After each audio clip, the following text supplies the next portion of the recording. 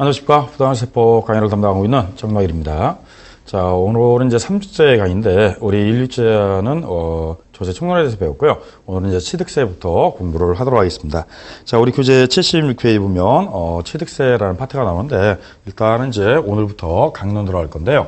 취득과 관련된 조세가 두 가지가 있습니다. 그 중에서 오늘은 취득세에 대해서 공부를 할 건데, 자, 취득세 한 3문제 정도 나오기 때문에 나름대로 공부해 주셔야 됩니다.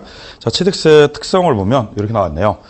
첫 번째, 취득세는 소유권 취득 시 부과되는 조세로서 특별시, 광역시, 도세에 속하는 세목으로서 지방자치단체 조세 수입에 대종을 이루고 있다라고 나와 있습니다. 그래서 이제 취득세는요, 과세권자가 특광도다 이렇게 나와 있습니다. 물론 위임 규정에 따라 부과징수를 시군구가 대행하지만 일단 과세권자로 물어보면 특별시, 광역시, 도 이렇게 나와 있습니다.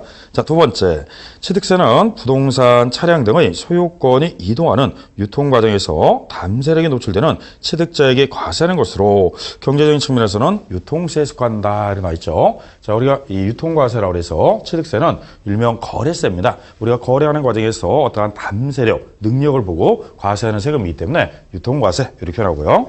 자, 그 다음에 세 번째 표현은 취득세는 법률적인 측면에서는 행위세에 속한다 라고 나왔네요. 자, 경제적인 측면에서는 우리가 유통세라면 법률적인 측면에서는 취득이라는 법률 행위를 했을 때 과세하는 일종의 행위세다 이렇게 나와 있고요. 자, 즉 취득이라는 법률 행위에 대해서 담세력을 포착하는 조세라고 할 수 있다 이렇게 나와 있네요. 그래서 현재 취득세는 유통과세다 또는 법률 행위에 대해서 과세는 행위세다 이렇게 나와 있습니다. 이러한 특징을 갖고 있는 게 취득세예요. 그리고 취득세는 우리 사실주의다, 뭐 실질과세, 현황부과 원칙이다, 응능과세다, 물세다. 그래서 이런 표현들이 우리 취득세에 대한 특징이다 이렇게 생각하시면 됩니다. 자, 그리고 이제 1절에 보면 취득의 의의와 구분 나와 있는데요. 의의는 나중에 여러분들이 읽어보시고요. 자, 취득에 대한 구분으로 갈 건데 우리 77페이지에 보면은 취득에 대한 구분, 이 구분은요, 여러분들이 굳이 암기하려고 하지 마시고 문장을 읽고 이해해 주면 돼요.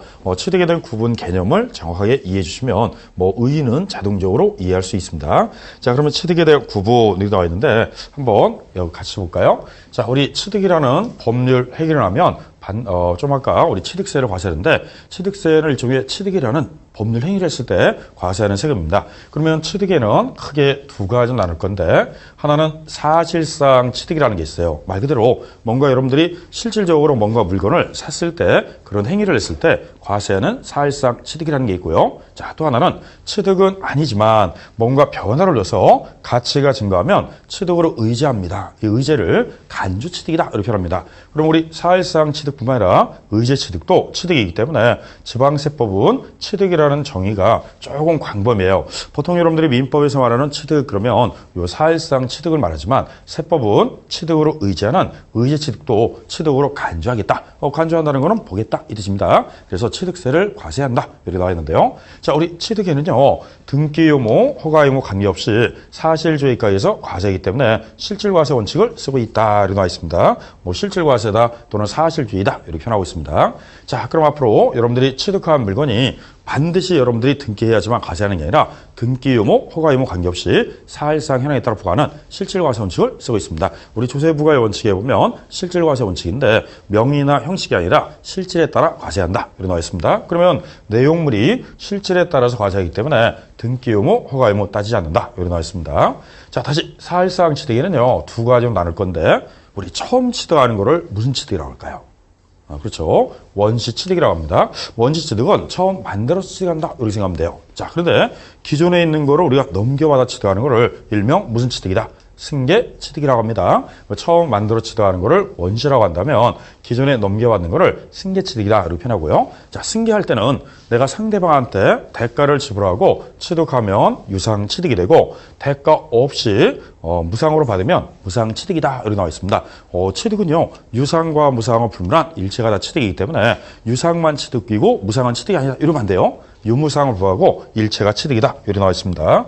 자, 그러면 다시 유상 취득과 무상 취득 이렇게 나눴고, 자, 원시 취득부터 이제 분석할 건데 원시, 승계, 의제 다 일체가 취득이기 때문에 앞으로 여러분들은 사실상 취득만 취득이 아니라 의제 취득도 취득이 된다 이렇게 생각하시면 됩니다. 자, 우리 원시 취득을 한번 분석해 볼까요? 자, 원시 취득에는 이러한 것이 있는데 첫째, 토지가 있습니다. 우리 토지는 매립하고 간척하면요, 처음으로 땅이 만들어져요. 그러면 토지라는 것이 원시 취득이 되기 때문에 이것도 과세하겠다 이 뜻이에요. 자, 매립지가 된다, 간척지가 된다, 이거 다 취득의 형태입니다. 우리 공유수면 매립이라고 해서 호수나 이런 저수지에 물을 다 빼고요, 흙을 메꿔가지고 매립하면 땅이 생기겠죠. 그러면 매립지가 되면 없던 땅이 만들어졌으니까 처음 취득한 거다 이 뜻이에요. 그래서 우리는 원시 취득이다 이렇게 표현합니다. 간척 그러면 우리 바다에 한가운데 이제 방파제를 쌓아가지고 물을 다 빼낸 다음에 흙을 덮어가지고 우리 간척 쌓아봤죠. 간척도 취득의 형태입니다. 자, 그래서 매립간척이란 말 나오면 토지에 대한 원시 취득이다 이렇게 생각하시면 돼요. 자, 그 다음에 우리 건물입니다.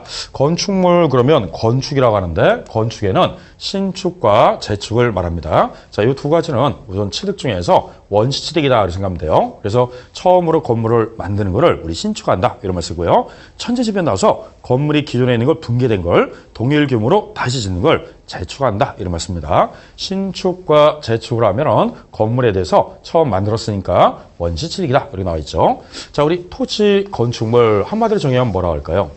그렇죠. 부동산이라고 합니다. 자, 세법에서는 부동산 그러면 토지와 건축물을 말하기 때문에 여러분들이 배우는 민법에서 말하는 부동산의 정의보다는 협의 개념이에요. 우리 민법에서는 토지와 그 정착물이라고 해서 토지에 정착되어 있는 거는 다 부동산으로 보지만 세법은 토지에 정착한 것 중 지붕과 기둥과 벽만 있는 여기 나오는 건축물에 한해서만 부동산에 들어가기 때문에 앞으로 부동산 그러면 세법은 토지와 건축물 이게 취득세부터 마지막 배우는 양도세까지 우리 부동산 얘기 나오면 토지 건축물이다 이렇게 생각하셔야 됩니다. 자, 그러면 토지 건물은요 처음 취득하면 원시 취득이기 때문에 취득세 내라 이렇게 나와 있습니다. 그래서 원시 취득은 항상 토지 건물에 대해서는 과세한다 이렇게 생각하면 되고요. 자, 우리 부동산 이외 움직이는 걸 뭐라고 할까요? 동산이라고 하죠. 자, 동산에는요, 대표적으로 차량과 기계장비, 항공기가 있는데, 차량, 기계장비, 항공기는요, 제조한다, 조립한다, 이런 말씀입니다. 우리, 자동차 회사에서 차량을 조립하고, 그 다음에 기계장비를 제작하고, 항공기를 조립해서 완제품이 나오면 처음 만들었으니까 우리는 다 원시 취득이다, 이렇게 나와 있습니다. 자, 이러면 제조, 조립, 그러면 차량, 기계장비, 항공기 만들었다, 이런 뜻이고요. 우리 선박은 뭐 한다 그러죠? 그렇죠. 조선소에서 건조한다. 건조시키죠. 그러면 처음 만들면 원시취득이다 이 뜻이에요. 자, 그러면 이게 특징이 있죠. 차량, 기계장비, 항공기, 선박은 누가 만든다? 주로. 그렇죠. 법인이 만들죠. 법인이 만들어서 이거 어떻게 합니까? 그렇죠. 해외 수출합니다. 또는 내수용으로 소비하기 위해서 국내에다 판매하죠. 그럼 현대자동차, 기아자동차가 자동차 만들어서 외국으로 수출할 수도 있고 국내 내수용으로 판매할 수도 있고요. 또는 현대중공업, 삼성중공업이 선박을 주문받아서 외국에다가 이걸 갖다가 만들어가지고 보내가지고 파는 경우도 있습니다. 수출하기도 하죠. 자, 그래서 뭐라고 표현할 거냐면 차량, 기계장비, 선박, 항공기는 동산이기 때문에 실소유자의 경제적 부담을 고려해서 무슨 취득? 그렇죠. 원시 취득은 취득세를 과세해서 제외했다. 이렇게 나와 있습니다. 그래서 앞으로 차량, 기계장비, 선박, 항공기 이 말 나오면 원시 취득은 과세한다, 제외한다? 제외한다. 이런 말 써야 돼요. 과거에 우리 시험에 나왔을 때 차량, 기계장비, 항공기, 선박은 원시 취득에 한해서 과세한다. 오히려 틀렸어요. 원시 취득은 오히려 과세를 제외하고 승계 취득과 의제 취득할 때 과세했지 오히려 원시 취득은 대상이 아니다. 이렇게 생각하셔야 돼요. 자, 그럼 이제 요 네 가지를 일명 동산이다. 이렇게 표현합니다. 자, 그 외에는 광물에 대한 권리를 우리는 광업권, 어업권이라고 하는데 광업권, 어업권은요 출원한다 이 말씀입니다. 출원할 때는 처음 광물을 개발해서 출원시킨다든지 어장을 형성해서 처음으로 출원하는 거예요. 자, 처음에 우리 땅 속에 있는 어떤 매장량을 찾아가지고 이거를 발견해가지고요 그 광물로 채굴을 하는 게 쉬운 거예요, 어려운 거예요? 상당히 어렵죠. 초기비용 많이 들어가죠. 그 다음 바다 한가운데 어장 형성한다. 이것도 쉽지 않습니다. 자, 그래서 출원하게 되면요 원시 취득은 면제한다. 이런 말씀입니다. 그래서 광업권, 어업권은 원시 취득은 면제 이렇게 나와 있고요. 선박, 차량, 기계장비, 항공기는 원시 취득은 과세 제외한다. 이렇게 표현하고 있습니다.